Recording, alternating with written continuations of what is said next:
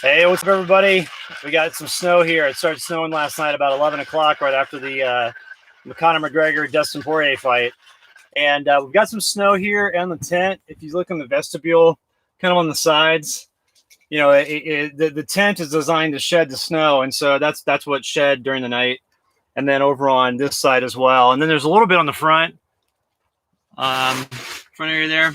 So I woke up this morning and it was really nice. And now the wind's starting to kick up a little bit, and got a little bit of solar action, which was good, and charged up my battery just a little bit for about an hour. And now it seems like the sun's going back away again. And I think the storms are going to be here to stay. We got Phil coming up here in a little bit from down to Mob, and then his friend Nader, a guy I met a while back when we were camping in Sedona.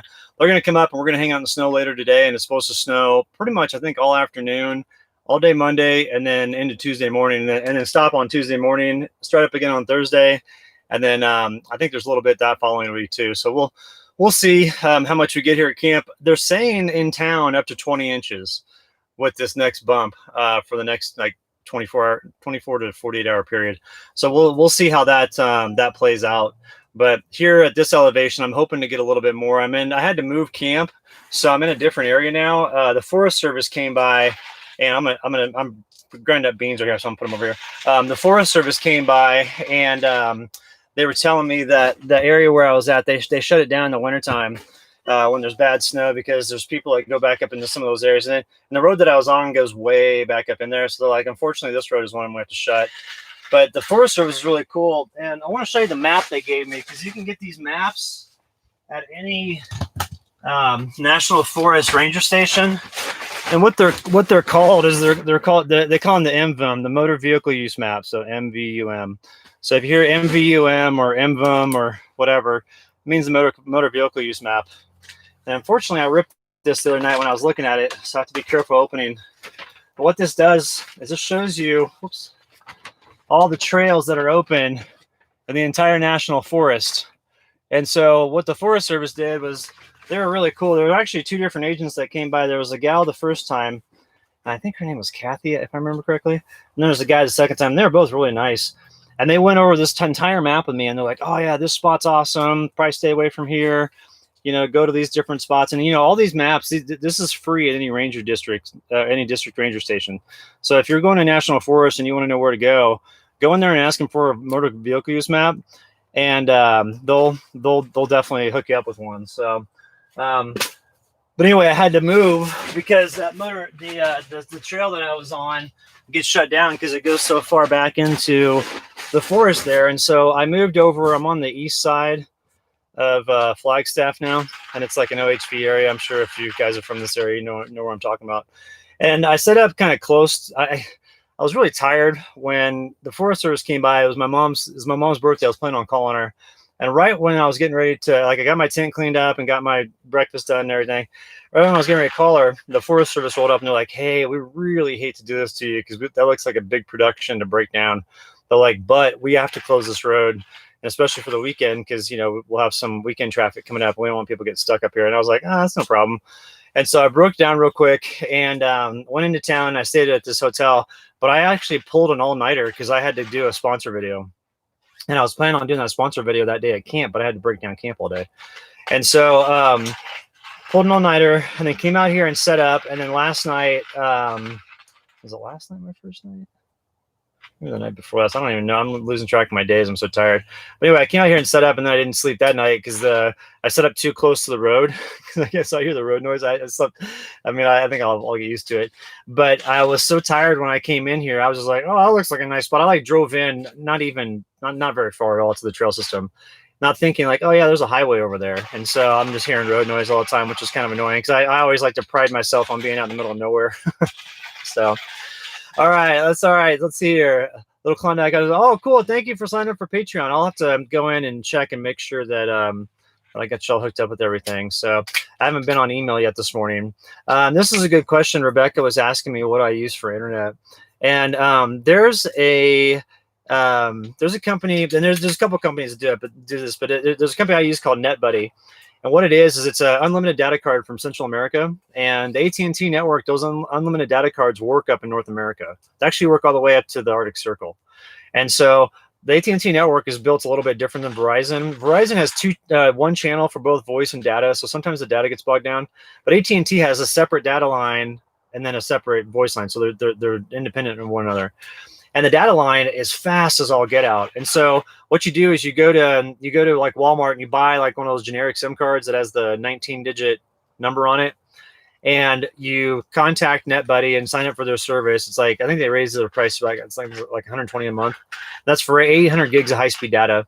And then you give them that 19-digit code, and they remote activate it with one that they buy down there. And so like NetBuddy does. Let me put up the website real quick. It's netbuddy.co. So that's one. And then, yo, what's up, baby? I did have bacon this morning, so I'm back on the bacon diet, which is good. Okay, ubify.net. Is that it? Yeah. Okay, here's another one, and this is AT&T network as well. I don't know. I think they're about $100 a month for Ubify.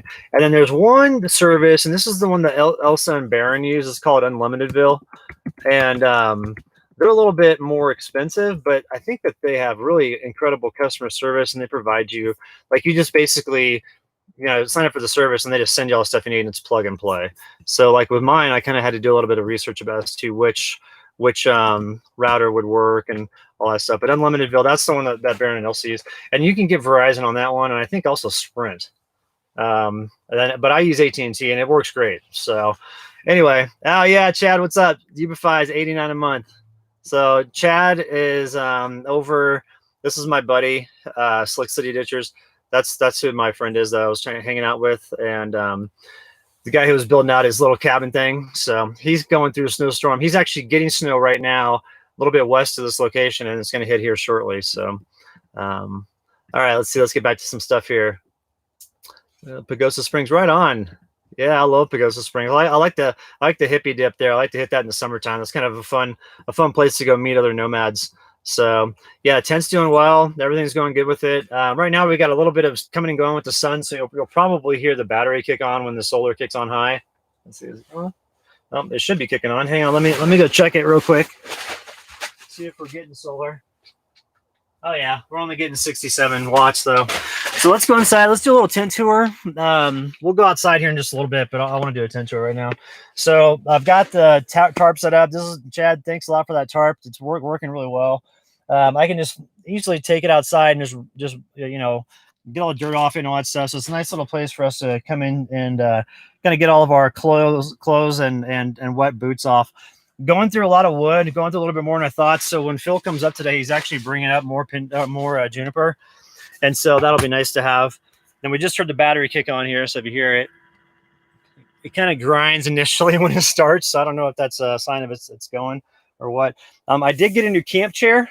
So I got this REI. It's like one of those chairs that breaks down nothing. What's up, girl? What you doing? Come here. You want to say hi to everybody? Come here. What you got? Oh, Sierra's excited. She's like, let's go outside and play. Trying to get her out all morning. She wouldn't go, and now she wants to go. But this is a great chair because it's fleece lined, and so it's like insulated on the backside.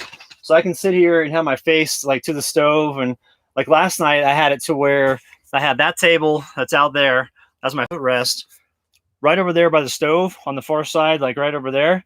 Then I had the chair sitting right here with the stove going, and I had some coffee, and I was watching the Conor McGregor Dustin Poirier fight last night. So that was pretty cool just to be sitting here chilling. And this chair is really comfortable. It's like the perfect height too to like rest my feet up on the cot here, or to lay my computer down on top of my fridge right here, and then I can like sit up here and work, and it's really nice workbench. So what you thinking, girl? What you want to do? You want to go outside?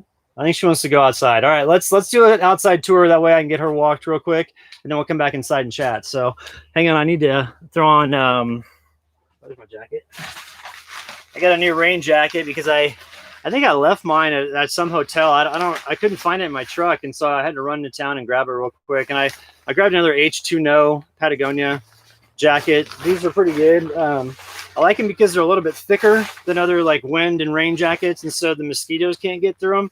So I like this for early season fly fishing up in the high country in Colorado, because like those mosquitoes early season, man, I know that they're just tiny, but those are like the harbingers of death. And they just they hurt whenever every time they hit you. So this is nice because like some of the windbreakers are so thin that the mosquitoes have no problem just drilling through. But this material, I don't know, maybe it's just a little bit thicker, or maybe there's more layers or what. But the mosquitoes can't ever get through it, so it's kind of nice.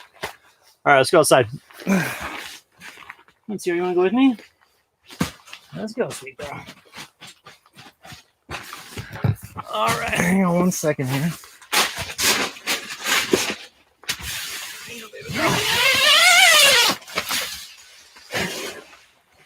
All right, so we only got a couple inches last night. I think it was like maybe 3 or 4 that was here. So hey, what's up? That's a nice Rubicon Gladiator right there. There's a guy cruising by. Looks kind of like Phil's truck.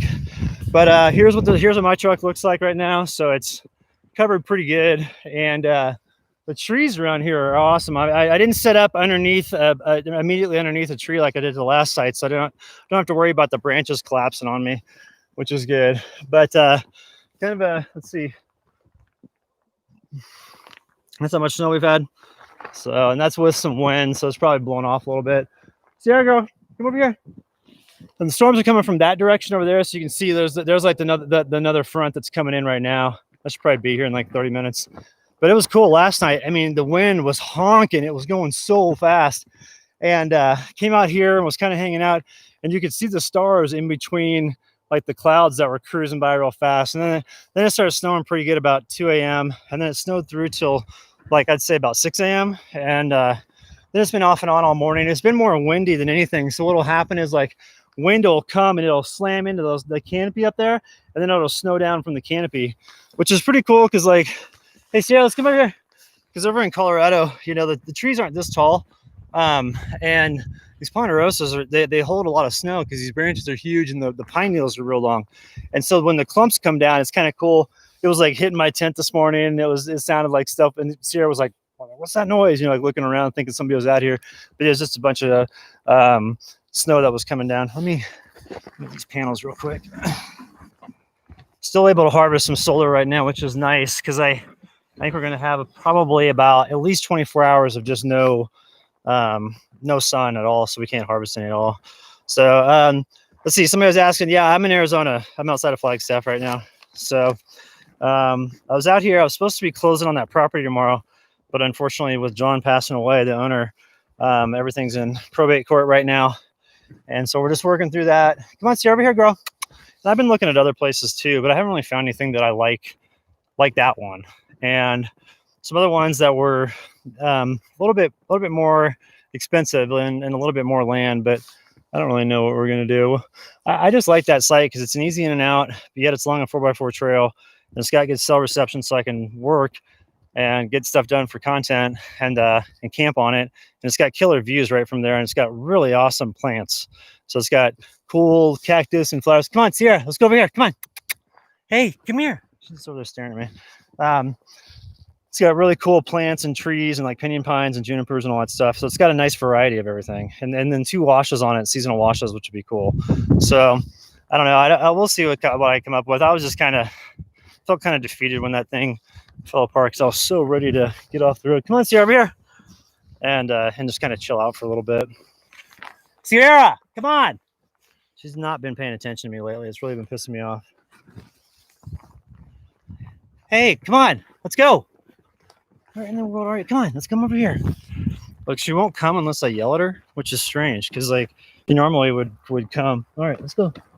But I have to get like firm with her or something.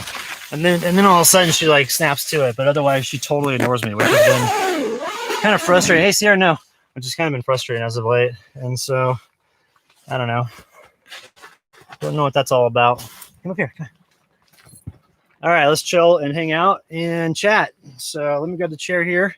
And we'll probably, I don't think Phil and them are going to be up here for another hour or two. So I think we'll be in good shape for a bit. So we should be able to chat quite a while.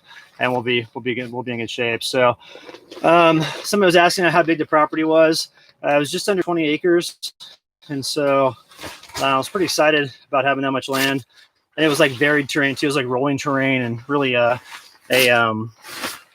pretty property with great views. I mean, great views. And I met some of the neighbors. They were pretty cool and everything. So, all right, let's see. what am I doing for work nowadays? I'm not doing anything else besides YouTube. So Hounds for Outside was asking about work. So now the channel's big enough to where it supports everything. And then I've got sponsors that I work with. So if you notice, like last video I had Harry's, the shaving company. The video before that was Skillshare, like the online learning company. And so those are the sponsors that I've been able to continually line up for this year. So you'll be seeing more of those. But I've only got like Omaze, Skillshare, and Harry's lined up for sponsors this year. And then I will accept nonprofit stuff, like something that benefits a nonprofit. I'll do that. But I'm not going to do any more sponsors going forward because like I've done a lot of product stuff in the past, and I'm getting kind of tired of companies sending me stuff that doesn't work, and then like hit me up, be like, "Where's our review?" And it's like, you know, if you want me to take it seriously, like send something that works, that's legit. Don't send something that has stickers on it for logos that peels off and stuff like that. It's like, I'm not going to take that seriously, especially with my background in marketing. Like, you know, I for those that don't know, in the corporate world, I did sales and marketing. I had no problem generating sales. I like the marketing side of things. That's what I went to college for. Actually, I have a degree in marketing. And, you know, when a company sits there and asks you to take your time to review one of their products, and they send it to you, you know, complimentary, and then they say, "Hey, here reviews," and it doesn't work, or if it's like half-assed done, you just feel like it's a waste of time, and you feel like they don't take you seriously.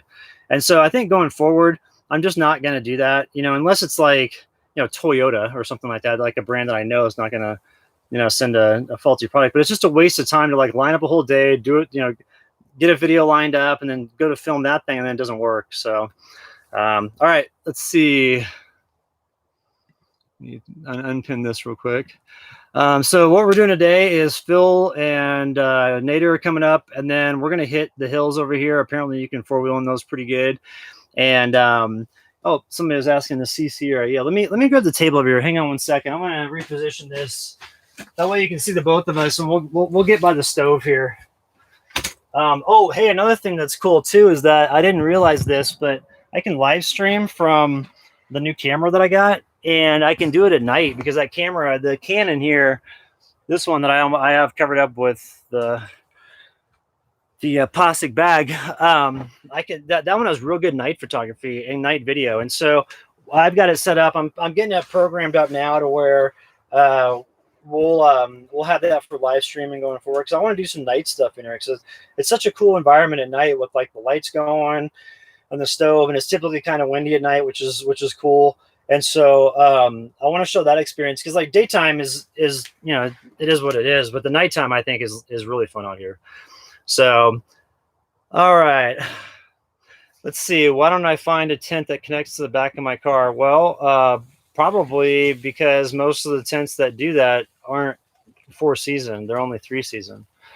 And you have to have really heavy pulls and a really sturdy setup in order to have like a 4 season shelter that's you know, can stand up to the elements and stuff like that.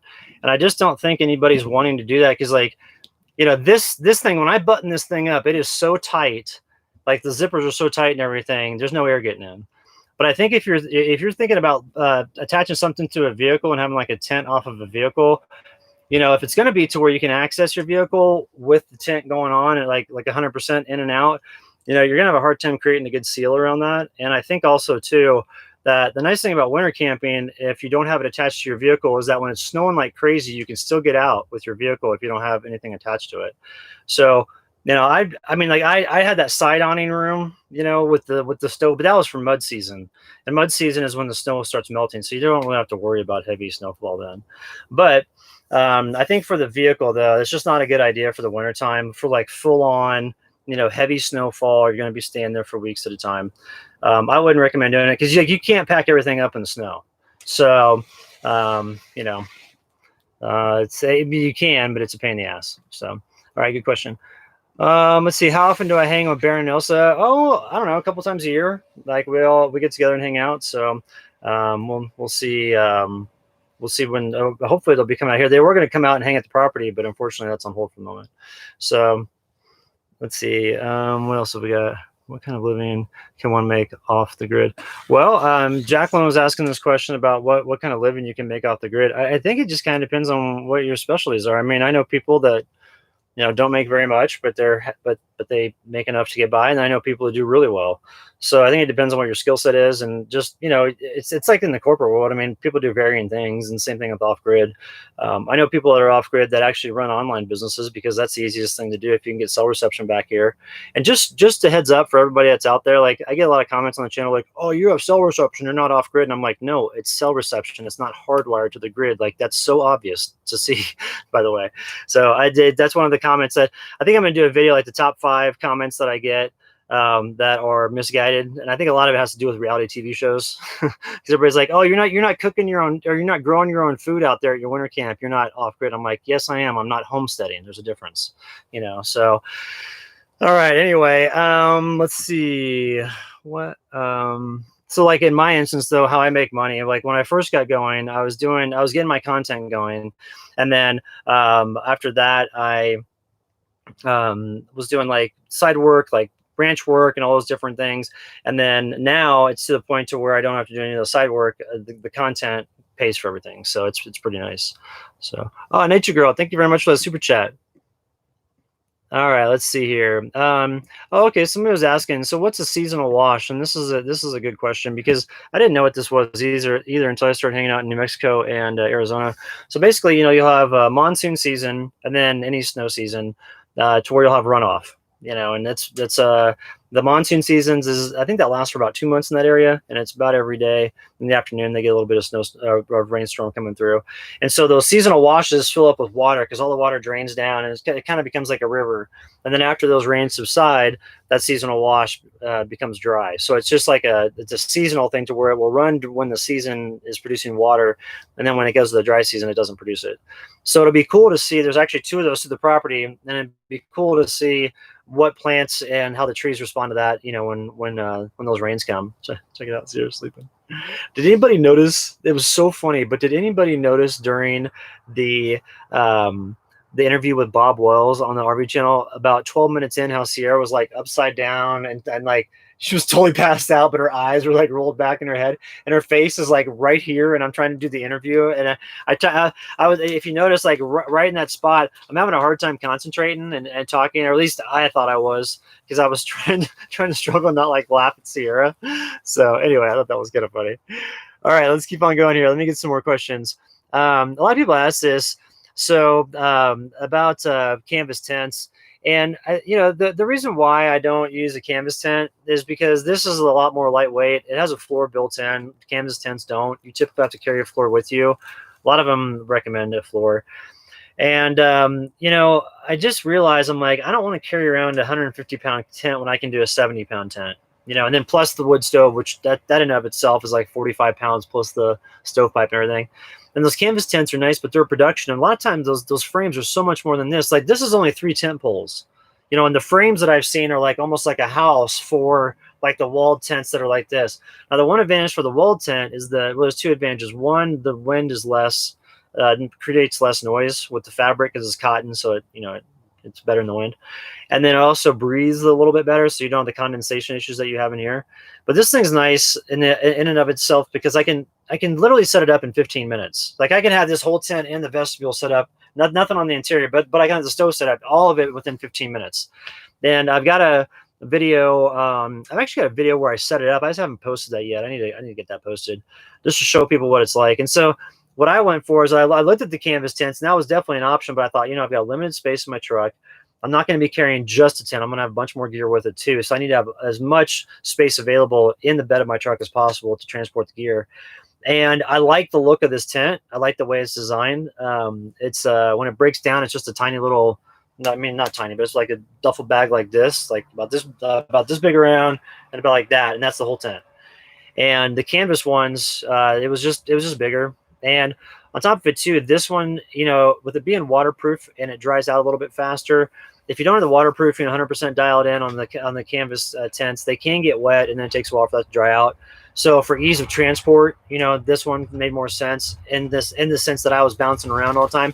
Now, I get to that new property, and if I decide that I want to put something on there long term, it'd probably be a canvas tent. there's no reason to put this up there, because eventually this will fade. Because like if you looked on the outside when I was showing when I got to the tent set up at the other site, how like the stove jack area, the area over there that hadn't been exposed to the sun was like so much of a darker green, and then now it's like this tan. It's like almost like a tan color or a cream color or something. I mean, that's the sun. The UV rays just beating the crap out of it, and so eventually this tent's going to you get some snow off you there, girl. Eventually, this tent's going to fail on me. Whereas a canvas tent, I think, has a longer shelf life. Now, they did say, like the manufacturer said, this was a 15-year life on this tent, but I think that's probably pushing it. Honestly, unless you're really diligent about putting the conditioner on all the time and having it water sealed and never moving it and all that stuff. But I've noticed, like, even with the water sealant that I put on here, the stove, the roof of the tent here, still has water that comes through, because what will happen is, you can actually see some right here, like right there. See, the water will pool up there, then it'll come through. Because what happens is when I set up this tent, it's like I put it out on the ground, and I maybe sometimes step over it a little bit, because there's a couple times when you're putting in the mid centerline pole here, where you have to actually step on the tent. Well, I might be stepping on a rock or something like that, and it's created little micro holes in that area, and so water comes through there. And so if I didn't move the tent ever and was diligent about doing the conditioner and all that stuff, yeah, it might last 15 years. But I think that's wishful thinking. This is 6 seasons in with this, and I can tell it's starting to go. And so I think for the money, long term, the canvas is a better option. But if you're going to be more mobile, I think this one, if you're solo, it suits you better. So that was my thought process behind it.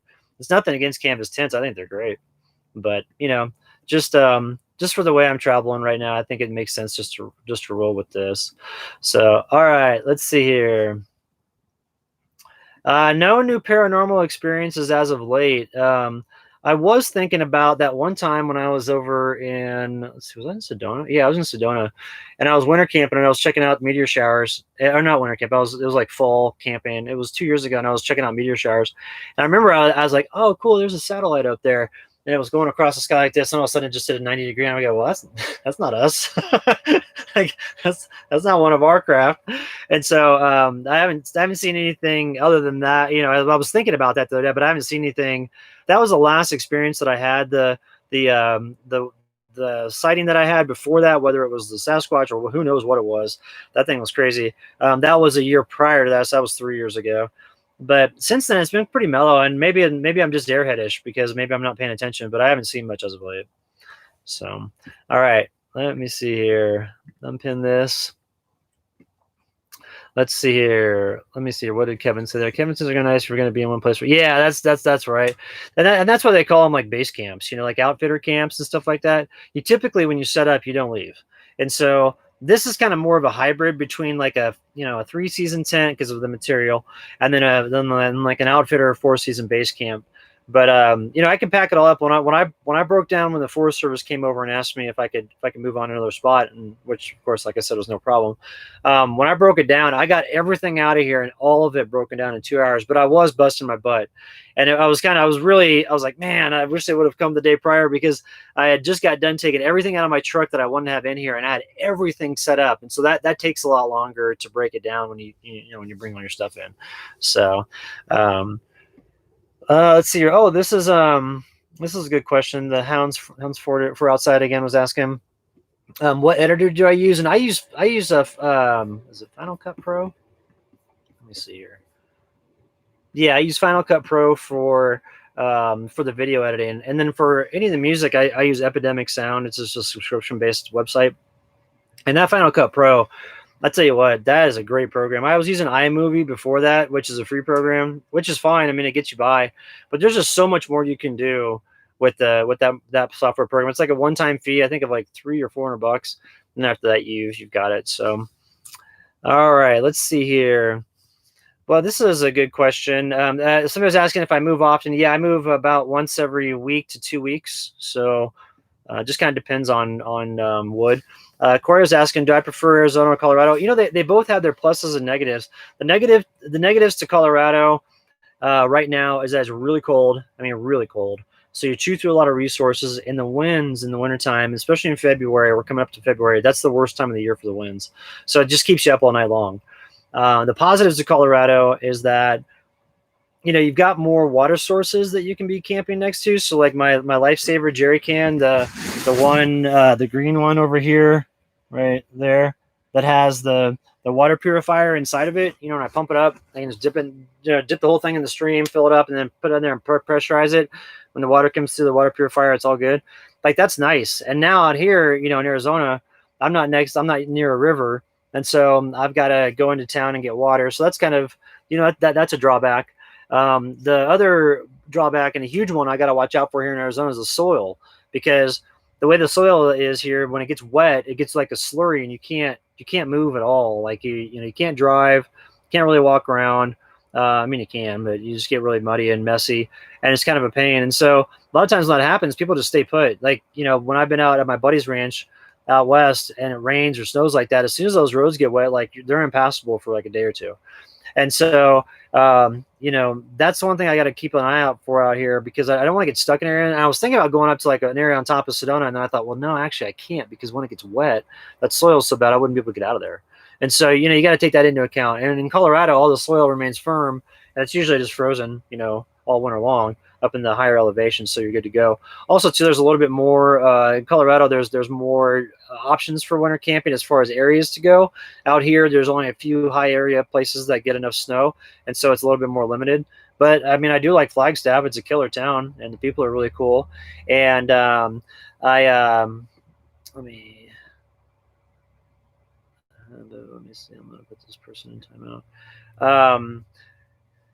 Sorry about that. I did have some people in town, which was pretty cool. They're like, "Oh, hey, we follow your channel." And like the GM at the hotel I was staying at, his name was Jess. Met him, and he's got a cool 4Runner. He was like, "Oh yeah, man, I've been following your channel forever. It's so cool you're staying here." So it's kind of nice. So, all right, Chris, you're asking if I'm going to come to Montana this summer. Man, I'd love to. It just depends on how travel is with everything, but yeah, that'd be great. So, let's see, is this Phil showing up yet? Hang on. No, it's just somebody driving by. I get a lot of slow rollers driving by when I'm in an area that's popular, because they drive by and they see the tent with the stove, and I get a lot of people taking pictures and stuff. I also had some people stop by yesterday, or no, was it yesterday or 2 days ago? I guess when I set up, I guess I've been here for 2 days. But they stopped by and they follow the channel, and they're doing some winter camping out here. So that was cool to meet those guys. There was about 4 of them. Then we all hung out. Let's see here. Have I camped in Utah? Yeah, Craig, I used to be an ambassador out at Bears Ears for a couple months with the Visit with Respect program with the Friends of Cedar Mesa, and I love Utah. Utah's incredible. So Southeast Utah is probably one of my favorite areas. It's amazing. So, all right, let's see. Check out Happy Jack. Yeah, I've heard Happy Jack's cool over there, and they're actually getting snow over there and also in the White Mountains. So that's another area I want to go check out, because I know the White Mountains and like St. John's area and Herbert and all those different places, they have a lot of ranches over there for sale. So I'm going to go look at those and kind of see what it's all about. So for the drone, Irene was asking, I've got the Mavic Air 2. I just picked that up, and that's an amazing drone. Before I had the Mavic Air Mini, and that's a good drone too, but it's just the Mavic Air 2, I found just the capabilities of flight time and just distance, and also the way that it's able to really like move around in high wind, as opposed to the Mavic Mini. It's good, but more like in really just ideal conditions. If you want something that's good for all around filming in these conditions, I'd say something with the horsepower of like a Mavic Air 2 or higher, then you'd be in good shape. All right, let's see here. Let's see who's talking about politics. Let's see here. I gotta. If somebody's talking about politics, then. Yeah, I got to say, unfortunately, if people talk about politics, or if they want to put other people down, or want to talk about religion or cuss or stuff like that, like I've had people get really mad at me for muting them, but I'm like, hey, my rules are my rules on here. Like, I don't want it to be a place where that stuff comes up. So, if you could just be respectful and not say that stuff, then we're in good shape. So, all right, but anyway. I do like a lot of the red rock formations around here, and especially when they get snow on them. And then the thing that I really like about Arizona is the fact that these ponderosa pines are so impressive. And then the juniper trees too, like the old growth juniper, they're, just to see all this stuff covered in snow, it's just a different experience for me because I'm so used to Colorado. I moved to Colorado after college in 1998 and lived there for a long time, and then moved to Southern California, was there for a little bit, came back to Colorado, and then finally got fed up with the corporate world and just left. And now I've been doing this for a while. But yeah, it's Colorado was kind of all I knew. Winter camping up in Sedona, and I did a little bit of winter camping over in Utah, like in southeast Utah, Valley of the Gods area, stuff like that. But nothing sustained, nothing long term. And I was hoping, like I was saying earlier in the live stream here, tomorrow I was planning on closing on that property and being over there and setting up my winter tent over there and kind of getting going. But that's all on hold at the moment with John passing away. So we'll see what happens going forward, and we'll go from there. So Bobby, I don't know if this was a serious question or if it was a comedic question. Are there people that you can pay to set this all up for me? I don't know. I've never looked into that. It's possible.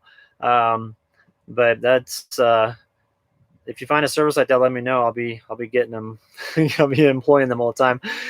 Walter, no, I'm not a South Dakota resident yet. I haven't been up there because of the COVID stuff. I heard that their DMV was like appointment only, and they were preferring just the residents in state. So we'll just kind of wait for that stuff to die down. I'm not in any hurry. It's no big deal. And if I've talked to a police officer out here, and I told him, I'm like, hey, here's the deal. I've got a mailing address in South Dakota. That's for my insurances and all that stuff. But I haven't switched my license over yet. He's like, don't worry about it. Right now, nothing really matters. I was like, oh, okay, cool, dude. Thanks for letting me know. So, all right, let's get back. Just let me hit there. What you doing? Okay, so this is a good one. So Joshua was asking that what do you dream of doing this, but have child support. So what should you do in the meantime to quench your thirst? Like just do like fun weekend trips, and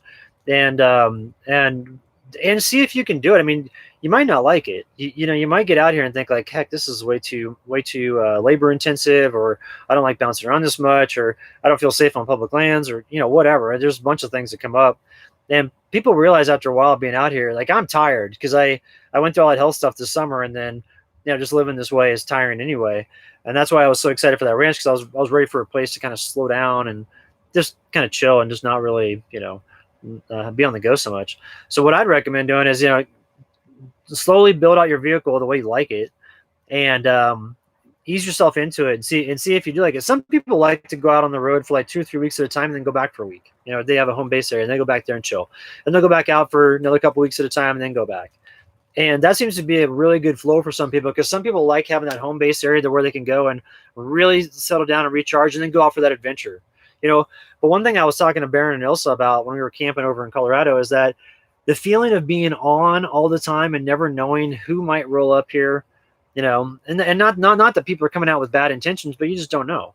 And so, you never know who may roll up on you and all that stuff. And you kind of always feel like you have to be on, and it's just it'd be nice to have a place to where you don't have to feel like that. And so that was my motivation for getting the spot. And also, if another health issue propped up, then I could go and have a place to chill out at. So, all right, let's see here. Let me unpin this. Walter, you're asking about Baja California anytime soon. Not anytime soon. I was thinking about it, but heck, I got so much stuff going on here. I just need to stick around the States for a while. Josh White. Oh, yeah, his child support for 16 and a half years. It gets old. I'll bet. I build those financial commitments like that. I have some other friends in those scenarios, and I don't wish that on anybody. So, all right, let's see what else have we got. I know I've been talking a bunch, and I've not really been paying attention to too many questions here, so I apologize. Somebody's asking if I camp with my parents. Yeah, my dad, but not my mom. She doesn't really like to camp. So, yeah, and then Song Daddy. This is a good thing for people that don't know. The Ponderosa smell like kind of like a vanilla-ish. I guess would you say, Song Daddy, that they smell kind of vanilla, kinda, or like what would it be? It smells like a candy, kinda. And so you especially if it's warm out, you put your nose right up against the Ponderosa and it smells really good. And there are a few of those in Colorado, and I know where they're at, and I go home when I drive by them, so it's pretty cool. So. Let's see here. What else have we got? Sally Kodo, hello, back at you. Do you have any hobbies like doing in free time? Well, Junior, this is a good question. A lot of people ask me like, what do you do in your free time out here? In winter camping, there's not any free time. Like you're always, working with your stove. The temperatures here are a little bit more mild, and so I'm not as focused on making sure my stove's 100% running optimal, 100 like all the time, and then I'm not as 100% focused on my wood. It's like it's a little bit easier in Arizona, but like I said, the areas are limited to where I can go because of the soil conditions when they get wet. So that's a little bit of a different thing. But for the hobbies, like I do read when I have some time, which is typically right before I go to sleep. So I've been reading a bunch of books lately. And then also, I love editing. Like I love filming and editing stuff. So, like I've got probably 4 videos worth of footage that I still need to edit up right now, just for the past couple of days. And I'll go through that later today, especially when the snow really sets in and after Phil and Nader leave, after we get done kind of 4-wheeling around the snow later this afternoon. I'll probably do that for a while. And I like doing that because I like seeing how stuff comes together. And it's just I don't know if it's the nerd in me or what, but I like doing that stuff. And then in the summertime, the hobby is fly fishing, and then obviously hiking to get to the fly fishing, and hanging out with Sierra and just running around with her, playing fetch at camp. That we do that every day, multiple times throughout the day. We'll play fetch. She won't ever fetch any toys, but if I get her like a stick, no matter what condition it's in or how long or how small, she'll go crazy. So we'll do that. And then I want to get a mountain bike because I think it'd be good for her to get her some more exercise. I wasn't hiking that much this summer with all the health stuff that I had. Then so I, felt kind of bad that she was just sitting around the whole time. So I'd like to get a mountain bike, but basically in the summertime, it's just fly fishing. Like I love to fly fish. So I'll hike rivers, hike to lakes, all that stuff. And do that. If I get the off-grid ranch, just depending on when that comes into the play here. If I can get the next couple of months, I'll wait for it. If not, I'll get a different property. But what I want to do there is do a bunch of build projects about like outhouses and workshops and stuff like that, and tree houses and things. I think that'd be kind of fun. So let's see what else have we got here. Let me pull this down. A lot of people ask me, if I would do a camper trailer, why I don't do a camper trailer versus a tent. I just like the tent because I feel like I'm closer to the elements, and I feel like it's more of a challenge. The one thing about the trailers that would be really nice is with the wind. The wind is what keeps me up the most and keeps me awake at night. And so the lack of sleep there is kind of hard sometimes. But I don't want to pull a trailer around, especially in snow conditions, because I like to get into deep snow conditions, and I can get there with my truck with the way it is.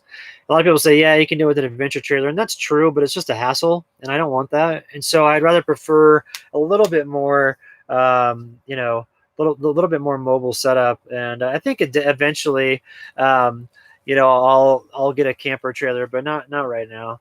So, Nature Go, you're asking which laptop would I recommend for editing? I've got the MacBook Pro. I like that. It seems to have plenty of power to push it, and then you can get it pre-installed on the computer when you order it. And so that's the one I have, and it seems to be working pretty good. Papa Bruce, hiking, you're asking if I'm going to head to the Superstition Mountains soon. I don't have any plans in the moment to go south. I want to stay up in the cold conditions and maybe even go back to Colorado. Just kind of depending to see what's going on with the property. So I'm going to talk to my realtor tomorrow, and we're going to put together a game plan and kind of see what's up, and we'll go from there. But may have to roll back to Colorado for a little bit. I still have my shipping container there, which I need to clear out. And so I got to go back there eventually. And if there's going to be a really good snowstorm, maybe I'll head back there and hit one of those up and get one more Colorado snowstorm in before I head back to Arizona and start to set up an off-grid ranch. So we'll see. I'm planning on coming down there eventually and going hiking and stuff like that. I just don't have any plans in the immediate future. Do I ever encounter dangerous wild animals? Yeah, I've had 2 experiences with mountain lions, and both of those obviously ended okay. Both of them were just where they crossed a trail in front of me, and when that happens, the hair on the back of your neck stays permanently stood up for about 24 hours because you see those animals in the wild, and you're like, oh my god, you don't realize how big these mountain lions are. I mean, they are enormous. They're bigger than a person, and the tail on them, they have like these stovepipe tails that are like this big around. And as long as the body is, that's how long the tail is. And you see it together, and you're like that. that cat is like 10 feet long. It's crazy. And the one that I saw at the top of, oh gosh, I can't remember the name of that pass. It's on Poncha Pass. There's a pass that peels off and goes over and goes into Gunnison area. But anyway, at the top of that pass, there I got out of my truck, and some of you may have heard me tell the story before, but I got out of my truck almost at the top, and I was getting water out of the back. And so I just parked my truck in the middle of the trail. There's no one up there. And got out of my truck, went around the back, got the water really quick, came back around. There's a mountain lion standing right there, like 30, maybe 30 feet from the front of my truck. And I'm like, oh my God. I mean, that mountain lion can close that distance in a second. They can travel that fast. So if it would have leaped at me, there's no way I could have been able to get back in my truck and, before he got there. And it was looking at me. It was crouched like this at the side, looking up. And I swear it had like Hulk Hogan muscles. I mean, you could see the muscles so well defined in every part of its body. And it's just looking at me with like this like blank stare, just like, should I go eat that guy? And then it just like was like frozen. And then it just looked this way and took one step and jumped up like a 20-foot cliff and was gone. I was like, holy shit. And I've never seen an animal like act like that. Now, I've never seen a black bear run at full strength or climb trees as fast as they can. Like, I don't know if you all have seen videos about that, but if you see a black bear run at full speed, they run super fast. I don't know how fast it is, but it's got to be over 20 miles an hour. And then they climb up trees. Black bears, if you watch them, like when they're attacking other bears, or like if a mama bear is wanting to attack a male black bear that's messing with its cubs, those male black bears will climb up high into trees, and those female black bears will run up that tree like 20 miles an hour.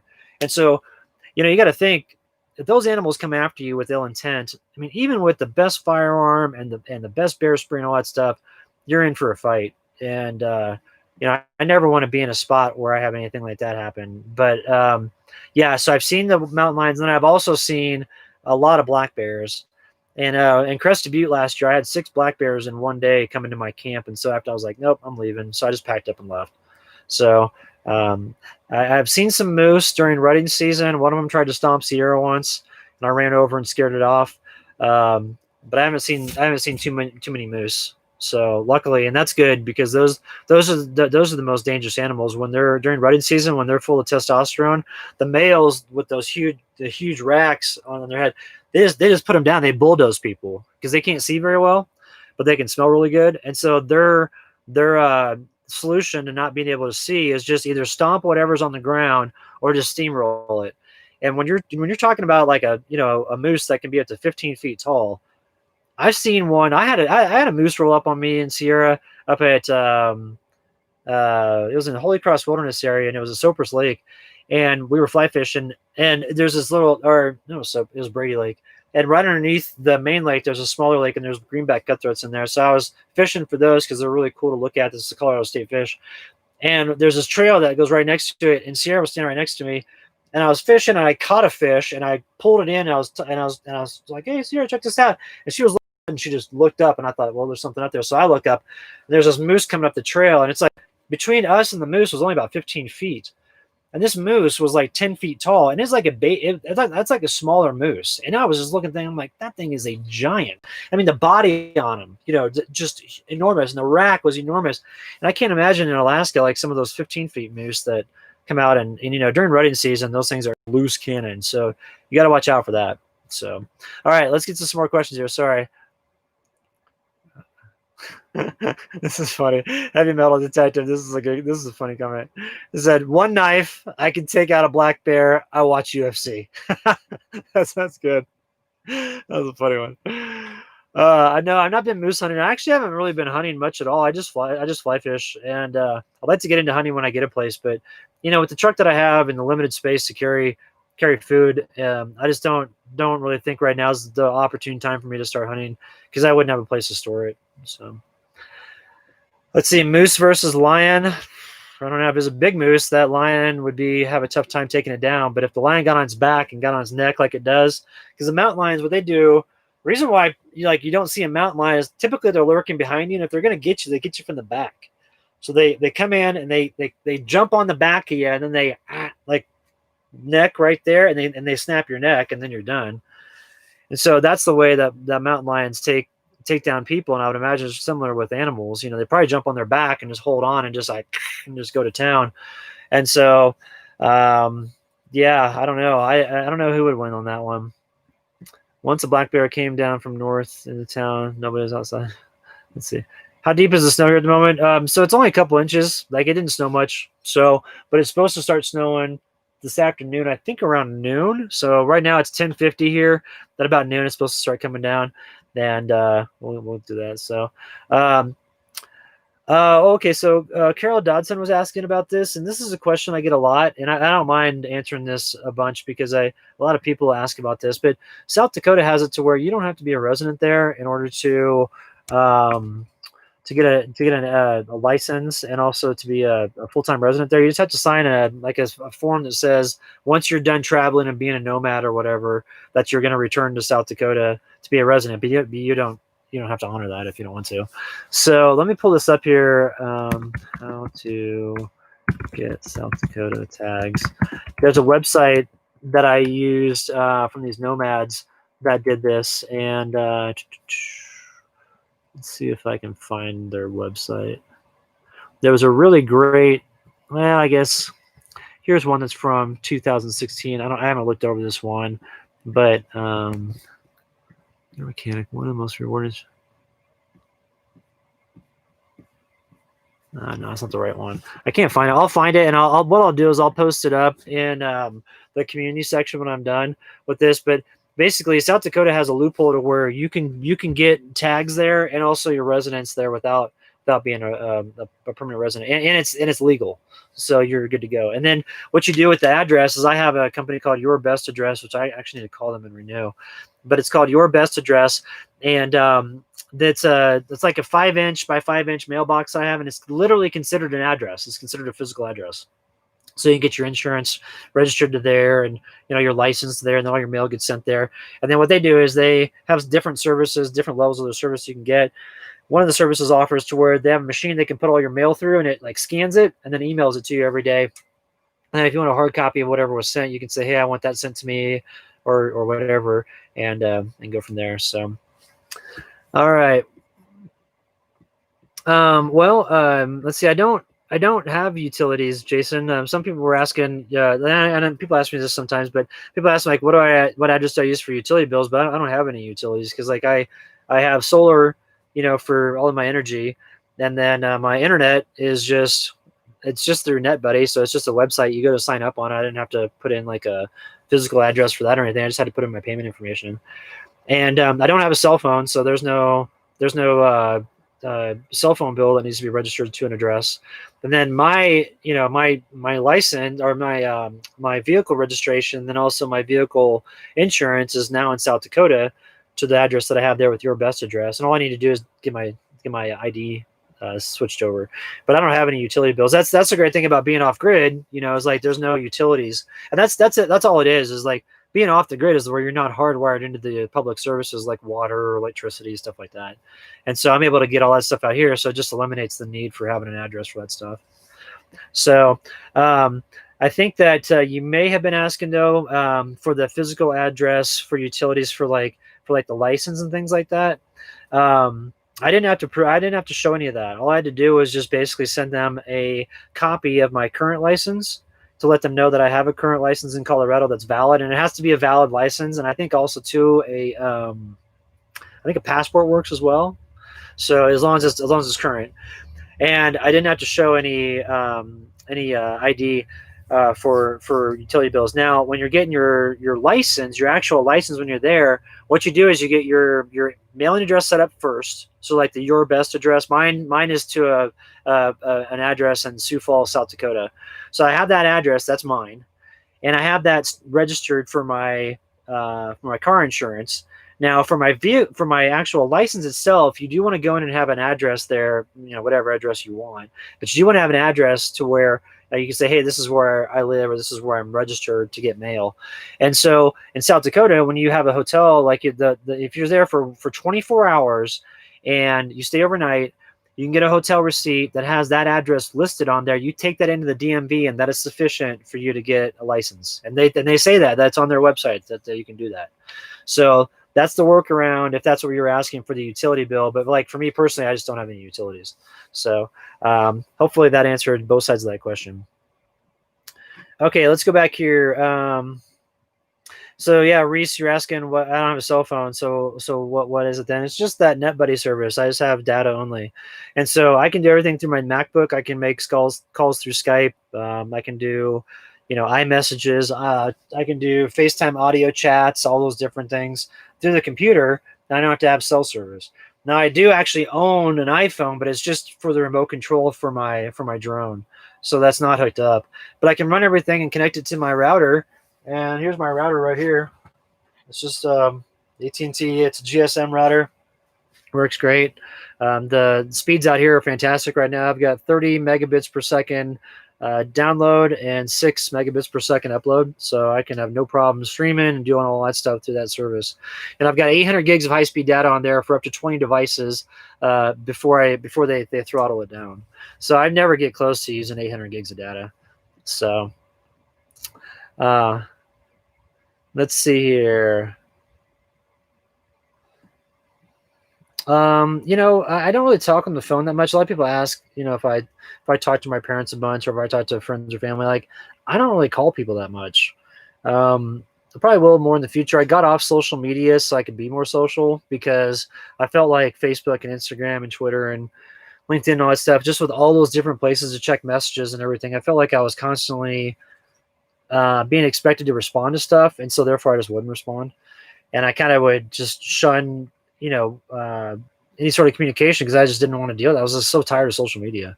But now that I'm off Facebook and Instagram and LinkedIn and Twitter and all that stuff, I just, I feel, I don't know, I kind of feel like I have a lot more time. Like I've freed up a bunch of time getting off that social media. And also too, it's like my demeanor's better. Like my outlook's better. I'm not, Facebook was real negative, especially during the election time. It was just annoying. And so getting off that stuff was great. And it just creates more positive headspace. And now it's like, it's all good stuff. So, anyway, yeah, I know that may sound weird to get off social media to be more social, but if you think about it, social media isn't social. Like, instead of like calling someone and asking them, hey, how's your day going? You can just get on their feed and check. Like, you don't have to call them. And I was noticing I was doing that a lot. Instead of like seeing how people were doing and checking in with them one-on-one and having that personal connection, instead of having those personal connections, I was getting online and checking in. There's nothing personal about that. Like, they don't even know that I'm checking up on them. They probably didn't even know I was thinking of them. So I think social media makes you antisocial in that regard, especially too. Everybody has their face buried in their phone. Like, how's that social? That's not social at all. So I just, the only thing I'm doing now is this on Patreon. And I like Patreon because it's just, it's good people that are invested in my content. They're investing financially into it. So it's fun to interact with those folks. So I feel like this channel plus the people that I have on Patreon, like that's a good mix of being, enough social media, and the rest of it I can be social in the real world. Like Phil coming up today and hanging, and and Nader, and then I've got other friends later on this week that I'm going to go chill with. And I think before, when I was on social media all the time, I would shun those opportunities. I'm like, I'm done. I just need my alone time. Like, I'm, because you get online and it's like 2 hours later you get sucked in and all this stuff, and it's just lame. So, yeah, like if I didn't make money through this, I'd probably cancel, YouTube as well. I like watching other people's videos on here. I'd still get on and check it out, but I wouldn't post all the time. But this is a great way for me to share these experiences. Also, too, hopefully to provide education for people that maybe want to come out here and do this, and provide a little bit of guidance about what's worked and what hasn't. And so, I enjoy more of the personal connections, and that's what I'm going to focus on going forward. So, all right, Lorax 72, you're asking, do I hunt and fish much? Just fish at the moment because I don't have any place to store food really. But I love fly fishing, so I fly fish pretty much all summer. Mike, this is a great thing to point out. And the real world is definitely different than what the media has created for us. Because, I think back, like I was one of the fortunate last generations that grew up without social media or cell phones. And that didn't hit until I was out of college, really. I mean, we had cell phones in college. They were too expensive. Nobody had them. And there were those big brick ones, too. Nobody wanted to carry because they weren't cool looking. Where am I? I'm going to get this thing. I want to make some coffee. But it was nice because when we were hanging out, it's like we were just hanging out with ourselves. Like whoever you were with, nobody was checking their phones. Dating was normal. Like you would meet a girl organically. You wouldn't be meeting her on Tinder or something, which is like the weirdest way to meet people to date. And so it feels like I'm kind of going back to that, which it feels nice because I don't like spending all my time online, and especially with this one back here, and everybody's here. We want to go hiking all day long, just having fun. And you don't like it when I sit there and look at the computer all day. And so, I think for her sake, and then also for my sake, it's just better not to be on there and not to be exposed to all those people too, because I do get weird comments from time to time. And I've had people in the past stalk me and stuff like that. It's kind of strange. So just having less exposure online is nice. So if people are wanting to know how to get in touch with me going forward, like through my website, you can email me. And then I'm trying to do better about every morning logging on to YouTube and responding to comments, because I want to try to get back to everybody and do more, especially during wintertime. Summer I'm off on a cell range, typically sometimes 3, 4, 5 days at a time. And so I won't be able to respond to comments then because I'll get back and it's too many. But right now, when I'm waking up here and I've got cell service every morning and I know it's dedicated, if I get up before the sun comes up, then I'll just sit there and jam through comments and try to get back to people. So, so anyway, that's a great comment, Mike. I encourage people, especially young people. You all have been inundated with tech and media since the day you were born, and see if you can come out here for like 4 or 5 days and just tell all your friends, like, hey, let's all go out there and not have our cell phones. Let's not use our cell phones. Let's just see what it's like. Like you'll love it, because after a while, once you get past that and the urge of like wanting to always addictively check notifications, stuff like that, you start realizing like time slows down. You got your own thoughts to yourself. You're not worried about what that person said or what the response was, or if so-and-so is pissed at you because you didn't respond to their message right away. Like that stuff's for the birds, and that's not real life, And that's another reason why I like living like this, is that, if I want to just have time to myself, I can turn off my router and then no one can get in touch with me other than my GPS, which I got to get a new GPS. That one I have isn't working anymore. So if you messaged me on my GPS in the last month, I probably haven't got it. But I just think that, I think what we're seeing with everything that's going on, a lot of people are realizing that some of these tech companies didn't have the best intentions in mind when it came to capturing your attention. And so a lot of people are moving away from it now. And I love seeing that, because I feel like that's the first step in taking your life back. Because I feel like a lot of these companies have hijacked us and hijacked our society and made it to where everybody's like pissed at each other. And when I grew up, it wasn't like that. Everybody was happy for the most part. I mean, you had people that disagreed, but it wasn't a societal norm for everybody to be pissed at one another. And now that does seem to be the case, and there's just no communication or anything like that. And so, I'd love it if it went back, if everybody took a step back from the social media a little bit and, focus more on themselves and kind of what you like. Because I think too, I'm like, okay, how many hours, how many days of time did I waste on Facebook? And what if I would have invested that in videos? How much further ahead would I be by now?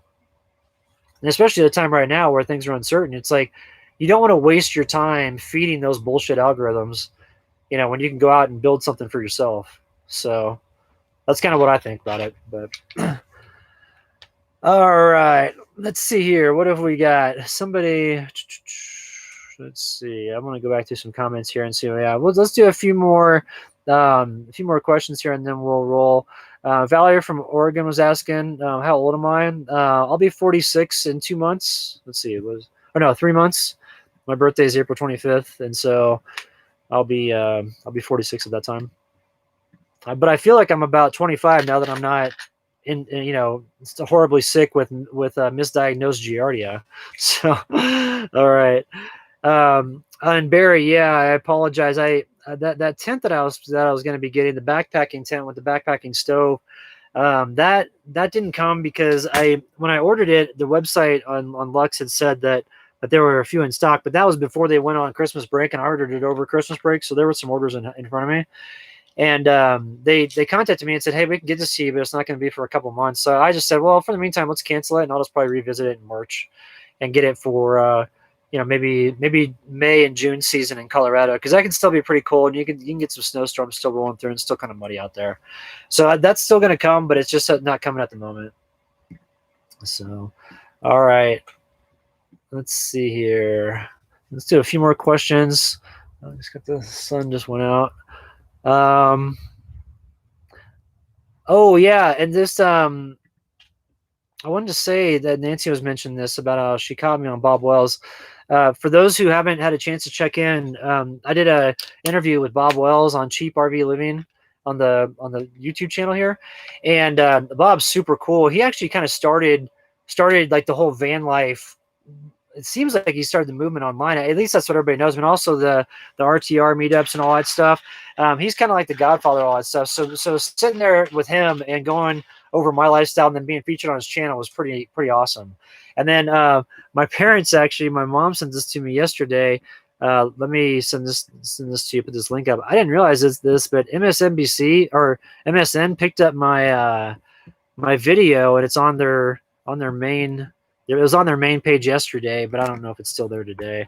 But there's the link for that. So that was kind of cool that MSN picked that up. And then I got another company hit me up called Gone Viral, and they want to do a collaboration with my videos and put it out there on their different channels. So we'll see. So all right, let's see. Let me do a few more. Let's see here. Messages held for reviews. It's weird how YouTube flags things aren't necessarily bad. So let's see. Bob was okay. Cool. We're all caught up here. All right. Cool. We're good. All right. So so this coming week, so I've got the video due. I did a walkthrough of Craig's 18-wheeler.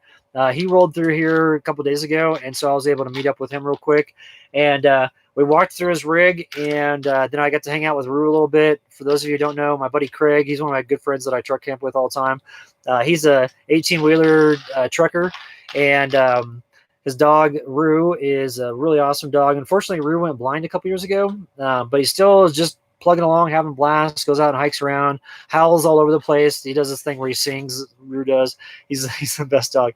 And so so I got some footage of that. So I'm going to edit that up. And then also too, I broke down the tent. And I took video of that over and to show you all what it takes to break it down and kind of how simple it is. It's not that hard. It just takes a little bit of time. And then, so I've got that coming up, and then I've got some video from here, and then I'm going to do video all probably rest of the day today, tonight, and then all day tomorrow, and then into Tuesday, and then do like a longer video of what it's like in the snow. And I don't have any sponsors coming up, so like that little, it includes paid promotion at the bottom. That's not going to be showing up until next month. I've got 2 sponsors lined up for next month, and that's it.